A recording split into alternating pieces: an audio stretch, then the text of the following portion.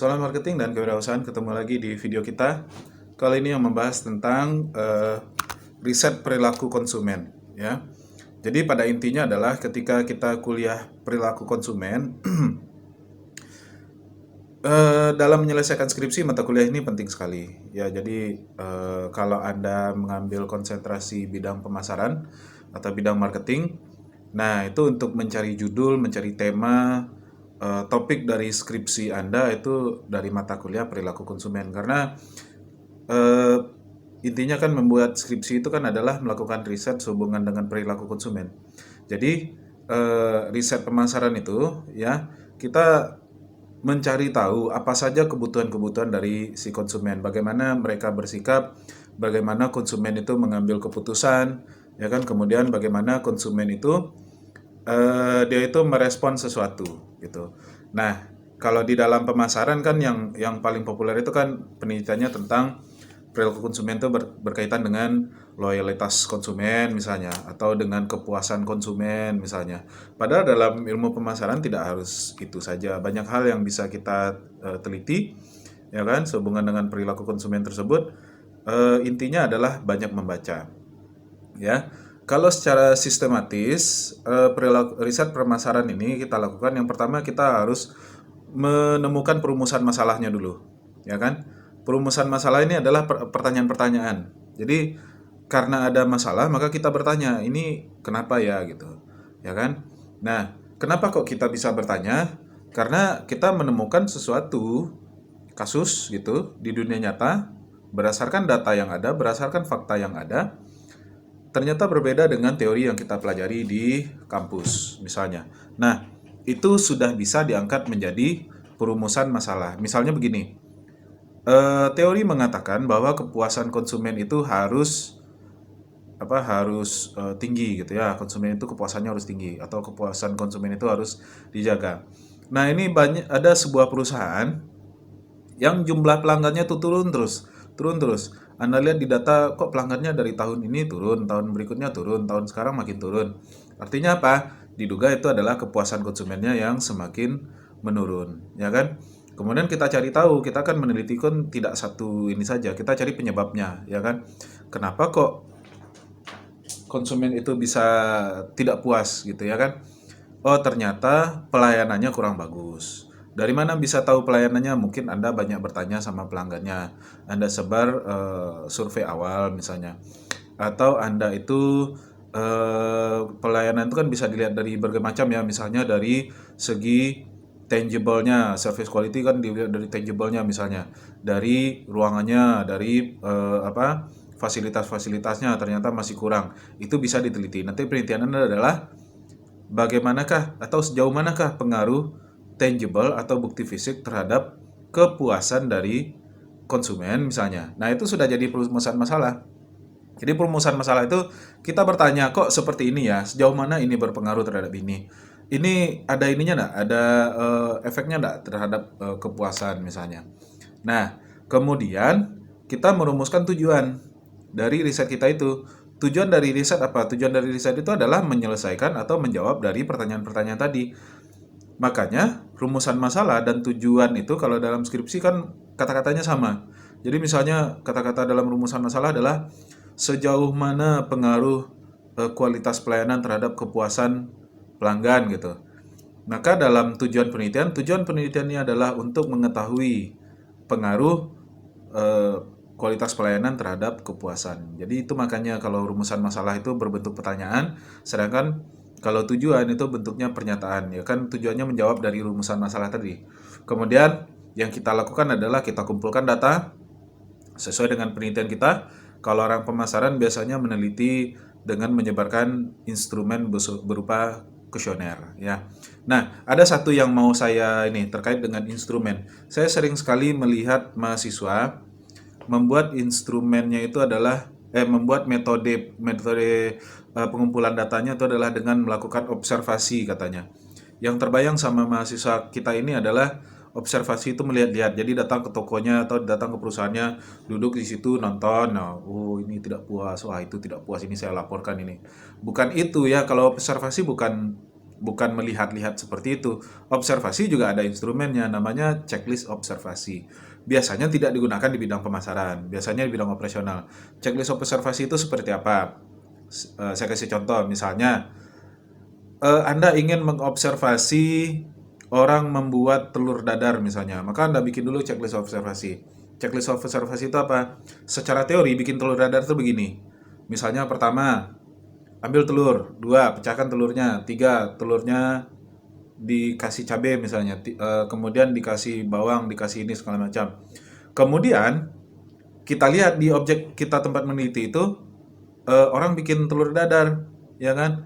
Pertama dia lakukan ambil telur dadar, oh kita checklist, ya kan? Kedua telur dipecahkan, oh pasti dia ikuti itu teori. Yang ketiga dia goreng misal, oh berarti ini kesalahannya, ini makanya telur dadarnya nggak enak. Nah jadi checklist observasi seperti itu. Jadi checklist observasi itu biasanya di pabrik-pabrik, ya kan? Atau kita menilai keterampilan orang. Keterampilan orang itu mengoperasikan suatu mesin misalnya. Nama mesin itu harus dihidupkan, kemudian ini kan checklist observasi gunanya seperti itu. Jadi bukan observasi itu bukan melihat-lihat ya. Hati-hati nanti dalam menulis skripsi eh, penelitiannya pemasaran, tapi saya mengumpulkan data dengan menggunakan metode observasi itu. Apa yang mau diobservasi kalau pemasaran? Biasanya kuesioner atau wawancara, ya kan? Kalau wawancara pun tidak asal bikin tidak bisa asal bikin daftar pertanyaan wawancara saja, tapi ya ada dasarnya juga pakai indikator gitu ya kan. Nah, kemudian setelah pengumpulan data, tentu datanya sudah terkumpul, kita olah datanya. Kemudian kita interpretasi ya kan sehingga dapatlah kesimpulan dan pemasaran gitu ya. Nah, peran dari riset pemasaran ini? Ya, peran dari riset pemasaran ini adalah untuk mengetahui ini si konsumen, ya kan? Konsumen itu kan selalu berubah. Konsumen itu kan tidak pernah tetap. Apa yang konsumen rasakan cukup di masa lalu sekarang yang tidak lagi, ya kan? Kepuasan konsumen, misalnya Anda teliti kepuasan konsumen di perusahaan A gitu pada tahun 2000 misalnya. Tahun 2020 mau ulang lagi, orang marah. Kok diteliti lagi? Kan 20 tahun lalu sudah ya, nggak bisa seperti itu. Karena kepuasannya sudah berbeda, konsumennya sudah berbeda. Konsumennya semakin dewasa, ya kan? Konsumen itu sudah semakin, sudah semakin, sudah banyak pengetahuannya, sudah banyak pengalaman dan lain-lain sebagainya, ya. Nah, kemudian, eh, apa saja fungsi-fungsi dari riset pemasaran itu? Pertama, fungsi dari riset pemasaran itu adalah untuk melakukan evaluasi, ya kan? Evaluasi. Jadi lakukan evaluasi terhadap sebuah kebijakan pemasaran. Jadi misalnya perusahaan ini radikal gitu. Radikal ini maksudnya dia berubah secara cepat. Perubahannya itu gimana? Apakah diterima konsumen atau tidak? Caranya gimana? Lakukan evaluasi. Bagaimana caranya? Lakukan riset pemasaran. Ada satu contoh, sebuah mobil Chevrolet, ya Chevrolet punya, dia keluarkan mobil mereknya Chevy Nuvo, ya Chevy Nuvo. Ini kalau nggak salah tahun 70-an atau 80-an. Jadi Chevy Nuvo ini nggak laku. Lakunya hanya di Amerika saja. Lakunya di Amerika, di Kanada gitu ya. Tapi di Amerika Latin nggak laku produknya. Tentu mereka heran, berarti ini bukan masalah kinerja produknya, bukan masalah mesinnya suka rusak atau ini segala macam. Apakah selera gitu? Mereka lakukanlah riset. Hasil risetnya itu ternyata brand image atau citra dari merek Nuvo itu tidak bagus di negara-negara Amerika Latin. Negara Amerika Latin ini kan menggunakan bahasa Spanyol ya. Dalam bahasa Spanyol, Nuvo itu ternyata berarti no go. Jadi no go itu maksudnya tidak jalan. Nah, yang dijual mobil tapi merek mobilnya tidak jalan, sama dengan kita jualan mobil, merek mobilnya apa? Mobil mogok ya, siapa yang mau beli ya kan? Nah, jadi apa gunanya riset pemasaran ya untuk mengevaluasi? Karena strategi pemasaran itu kan tidak selalu benar. Ada kalanya terjadi kesalahan. Kemudian yang kedua, fungsi riset pemasaran itu adalah untuk memahami, understanding, untuk memahami konsumen. Semakin bagus sebuah perusahaan memahami konsumen, maka semakin baik pula atau semakin kuat pula kemampuannya dalam bersaing. Kemudian fungsi yang ketiga adalah untuk memprediksi, ya kan? Untuk memprediksi ini maksudnya untuk ya memprediksi ya kan, meramalkan, mengetahui apa sebaiknya yang dilakukan. di masa yang akan datang, ya kan? Makanya dalam pemasaran itu kan selalu dilakukan kajian-kajian agar perusahaan ini apapun yang dilakukan itu ada dasarnya. Dasarnya apa? Riset pemasaran gitu ya. Nah, apa saja yang bisa menjadi objek riset pemasaran? Ya, antaranya adalah produk, promosi, distribusi, harga, ya kan? Kemudian lain-lain sebagainya. Nah, dalam menyusun model penelitian, ada satu yang harus saya tekankan kepada Anda semua. Dalam menyusun variabel penelitian itu ada dasarnya, ya kan? Misalnya Anda mau meneliti kepuasan pelanggan. Kepuasan pelanggan itu adalah Y, ya kan? Tentu Anda mencari apa penyebabnya atau apa X-nya. Misalnya Anda melihat kepuasan pelanggan di perusahaan A rendah. Ini data saya, ini adalah fakta yang saya temukan. Nah, apa penyebabnya? Itu tidak bisa ditebak-tebak begitu saja, harus ada sumbernya. Makanya dalam penelitian itu kan ada bab 2-nya kajian teori, ya kan? Kajian teori itu gunanya adalah memperlihatkan kalau Y yang mau Anda perbaiki ini dan X yang Anda duga sebagai penyebab Y ini itu memang ada hubungannya yang sudah dibuktikan oleh orang sebelumnya. Kenapa harus seperti itu? Kenapa harus ada dasar seperti itu? Karena kalau tidak, ibaratnya Anda sama dengan tebak-tebak buah manggis. Anda mau memperbaiki sesuatu, tapi penyebabnya itu, oh mungkin karena ini, mungkinnya itu nggak ada dasar gitu. Misal gini, ada sebuah mobil nggak bisa jalan. Itu kan kita harus cari penyebabnya. Mobil nggak bisa jalan tuh Y-nya misalnya. Y, mobil nggak bisa jalan. X-nya apa? Kita tidak bisa tebak. Maksudnya nggak bisa tebak itu kita harus ambil dari contoh-contoh yang sudah ada sebelumnya. Mobil nggak bisa jalan, kenapa ya? Selama ini kasus mobil nggak bisa jalan tuh karena misalnya A, karena bensin habis, 2, karena mesinnya rusak, 3, misalnya gara-gara bannya bocor misalnya. Maka Anda bikinlah gambar. Y, mobil nggak bisa rusak, X1 mesin rusak, X2 bensin habis, X3 apa tadi lupa saya ya, Anda hubungkan semuanya.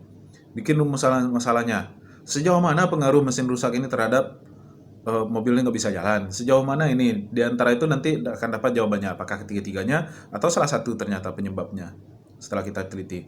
Kenapa seperti itu? Karena memang sudah banyak orang yang menyelesaikan masalah atau menemukan solusi mobil nggak bisa jalan tuh penyebabnya itu aja gitu. Tapi kita nggak bisa, mobilnya nggak bisa jalan, Y, kita kasih X-nya misalnya spionnya patah. Spion patah, sejauh manakah pengaruh spion patah terhadap mobil nggak bisa jalan? Nah, orang akan tertawa. Kenapa? Selama ini nggak ada hubungannya gitu, nggak ada orang meneliti. Nggak pernah ada orang membuktikan bahwa kaca spion itu ada pengaruhnya terhadap mobil nggak bisa jalan.